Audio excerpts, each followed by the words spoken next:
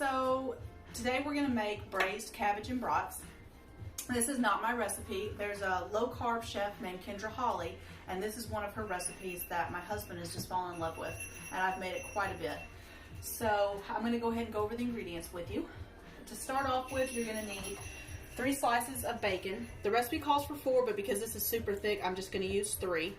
You're going to need a small head of red cabbage, 1 small onion, 2 cloves of garlic, 1 tablespoon of apple cider vinegar, 1 tablespoon of Dijon mustard, 2½ cups of chicken broth, and I've got 1 tablespoon of the avocado oil already in the pan because that's what we're going to cook the bacon and the brats in.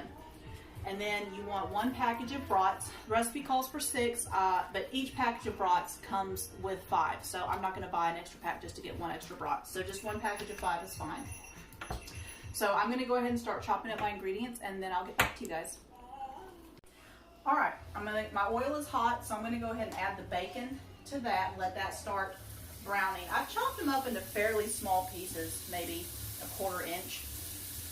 That way it disperses nicely throughout the whole dish. The actual recipe has you add the brats when you do the bacon, but I don't really want the brats browning that quickly, so I let the bacon get about halfway done, and then I add the brats.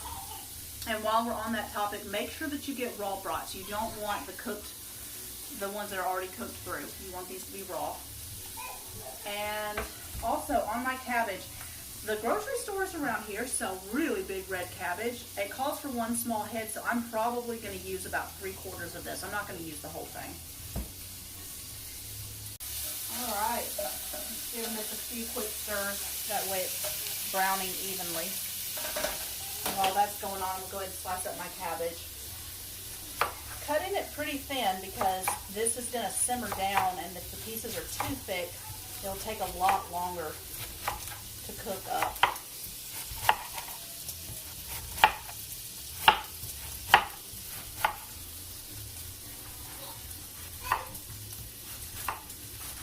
Okay, so this is about how brown you want the bacon before you add the brats. About halfway done, just enough that it won't take much longer once the brats are in there. I'm going to go ahead and put these in there. And you may have to turn these once or twice before you end up adding the other ingredients to make sure it gets browned on all sides. This is a great recipe for people who don't know what to do with brats. If you've ever wanted to try them, this would be a great way to start adapting your taste buds. There's a lot of people who aren't very fond of them because usually people just grill them. They don't really do anything special with them.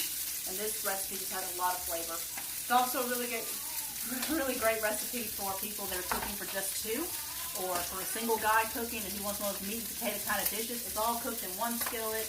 It's super simple. Anybody can do it.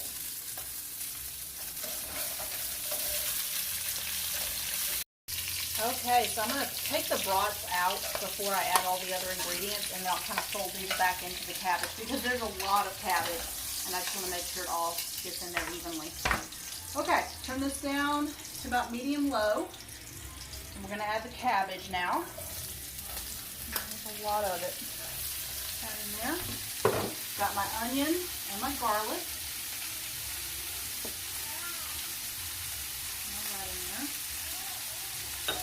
Got the Dijon mustard,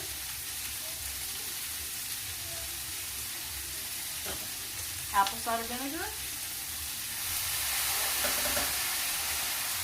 and the 2½ cups of chicken broth. That's a great sound. Makes you hungry. Alright, I'm just going to it does not have to be perfect because it's all going to melt down and blend together. I'm just going to kind of mix this a little bit before I re-add the brats.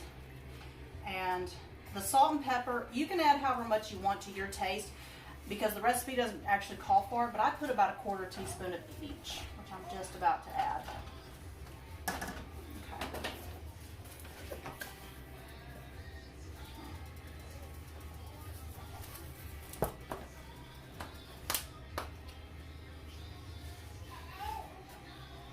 Okay, get that mixed up.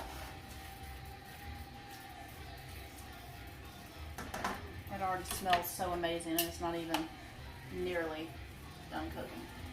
See, this is why I like to take them out and add them back in afterwards, because if you just leave them in there and you dump all this cabbage on top, they get buried, and I don't want them to over sear, I guess. So I like to pull them out and then put them kind of back on top and then just kind of fold them in there.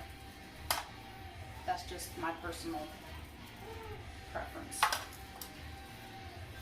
Okay. And then this is my makeshift lid. It does not go with this skillet, but anyway, just put a lid on there to help it collect its steam and cook down. And you're gonna set your timer for 30 minutes, check it. If it's not as tender as you'd like, you can cook it for longer.